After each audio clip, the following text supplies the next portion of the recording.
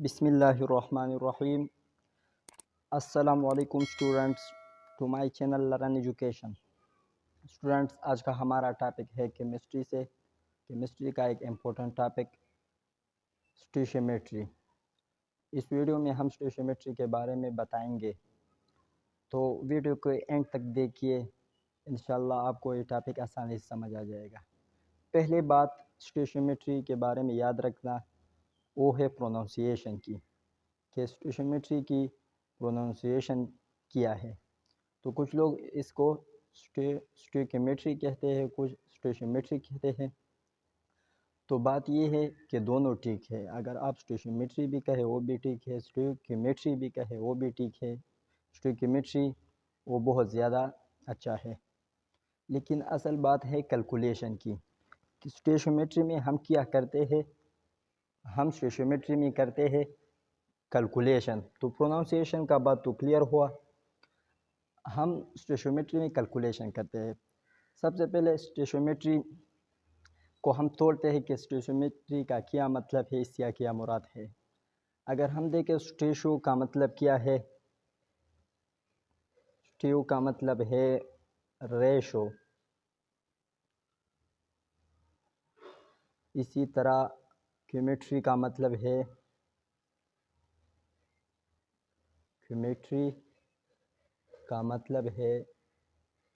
Ratio, और क्योमेट्री का मतलब है कैलकुलेशन।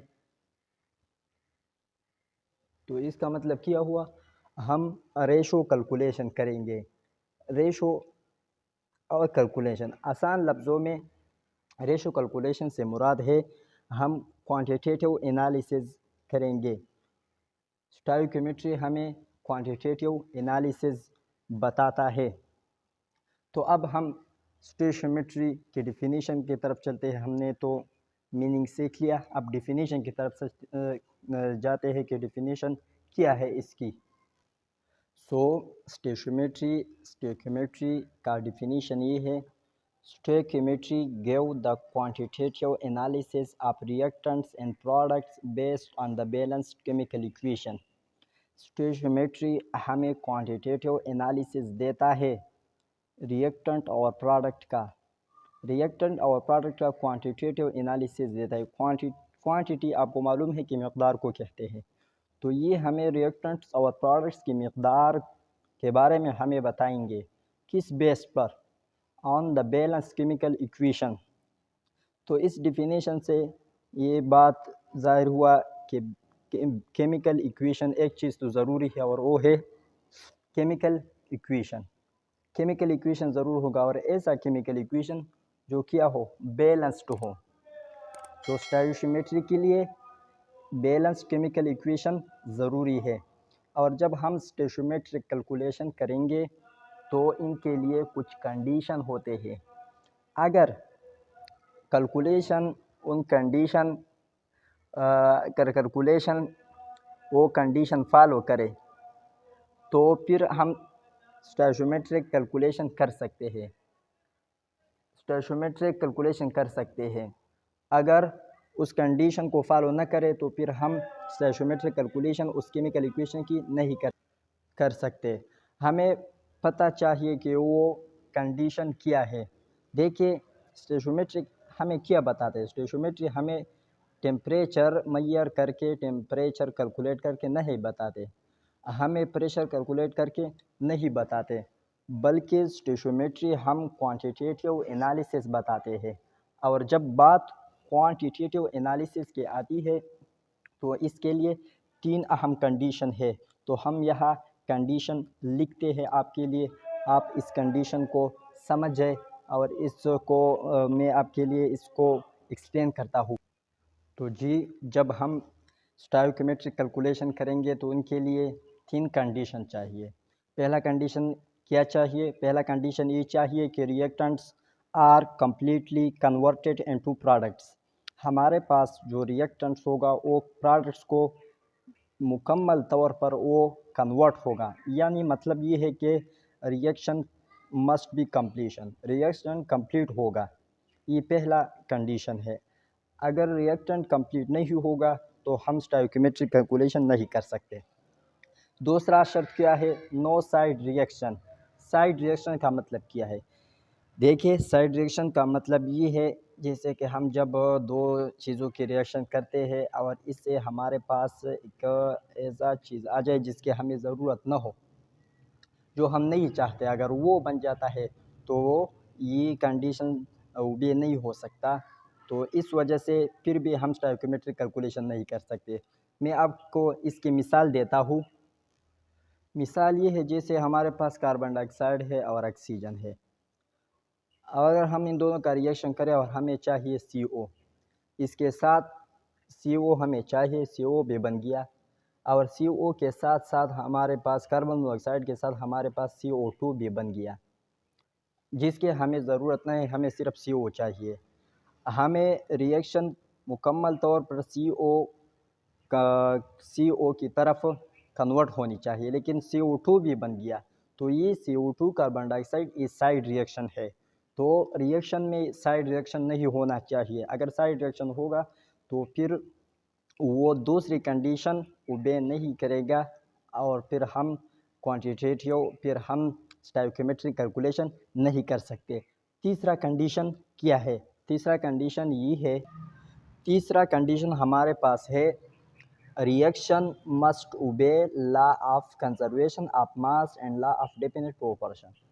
ये दो लॉ है, आप 9th क्लास में पढ़ चुके हो। जो भी रिएक्शन होगा वो इन दोनों लॉ को ओबे करेगा। अगर इन दोनों लॉ को ओबे नहीं करेगा तो फिर हम स्टोइकोमेट्रिक कैलकुलेशन नहीं कर सकते। Law of conservation of mass and law of definite proportion, यानी जो जितना मास है उतना ही मास रहे पहले, जितना मास था उतना बाद में मास रहे। तो ये हुआ हमारे पास तीसरा कंडीशन। अब हम चलते हैं, कुछ टर्मिनोलॉजी है इसके मुतालिक। स्टूडेंट्स, 3 कंडीशन हो गई। अगर कोई रिएक्शन ये तीनों कंडीशन को फॉलो करेंगे, अगर ये तीनों कंडीशन से वो रिएक्शन फुलफिल हो तो फिर हम स्टोइकोमेट्रिक कैलकुलेशन कर सकते हैं। अब एक बात और है कि जब हम क्वांटिटेटिव एनालिसिस कहते हैं तो 3 टर्मिनोलॉजी ऐसे है, 3 टर्मिनोलॉजी हमारे दिमाग में आते हैं। वो 3 टर्मिनोलॉजी क्या क्या है याद रखना। वो एक मास है, वो एक वॉल्यूम है, एक मोल है। तो स्टोइकोमेट्रिक में ये 3 टर्मिनोलॉजी आती है, मास, वॉल्यूम, मोल। ये तीनों टर्मिनोलॉजी केमिस्ट्री के फंडामेंटल टर्म है और पूरी स्टोइकोमेट्री इन तीनों पर बेस्ड है। इसके अलावा एक और बात, बैलेंस केमिकल इक्वेशन भी स्टोइकोमेट्री में अहम है। जब बैलेंस्ड केमिकल इक्वेशन की बात आती है तो बैलेंस केमिकल इक्वेशन हमें क्वांटिटेटिव एनालिसिस बताता है। बैलेंस केमिकल इक्वेशन हमें क्वांटिटेटिव एनालिसिस बताता है 3 टर्म में। Number 1 term in term of mass, हमें क्वांटिटेटिव एनालिसिस बताता है मास के टर्म में। मास के टर्म में कैसे? यानी हमें क्वांटिटेटिव एनालिसिस बताता है ग्राम में, ग्राम में बताता है। दूसरा, हमें क्वांटिटेटिव एनालिसिस बताता है इन टर्म ऑफ मोल, मोल में हमें बताता है कि इतना मोल हुआ। इसी तरह इन टर्म ऑफ वॉल्यूम यानी डेसीमीटर क्यूब में हमें बताता है। तो ये बेसिक टॉपिक था, इंट्रोडक्शन था स्टोइकोमेट्री का। अब इनकी कैलकुलेशन भी बाकी है, उनके लिए एग्ज़ाम्पल भी हम देंगे। ये बहुत बड़ा टॉपिक है, एक चैप्टर है इसका। तो उम्मीद है कि आज के इस वीडियो में आपको ये स्टोइकोमेट्री का बेसिक कंसेप्ट समझ आ गया हो। अगर फिर भी कुछ डाउट हो तो आप कमेंट के ज़रिए हमसे पूछ सकते हैं। तो हमारा वीडियो यहीं पर इख्तिताम पर पहुंच जाता है। अगर आपको वीडियो अच्छी लगी हो तो हमारे वीडियो को लाइक करें, हमारे हौसला अफजाई के लिए कमेंट करें और हमारे वीडियो को सब्सक्राइब करें। इंशाल्लाह हम आपके लिए इससे भी बेहतर नेक्स्ट टाइम में लाएंगे, बेहतर वीडियो लाएंगे। तो अपना ख्याल रखें, मिलते हैं नेक्स्ट वीडियो में। वस्सलाम, खुदा हाफिज़।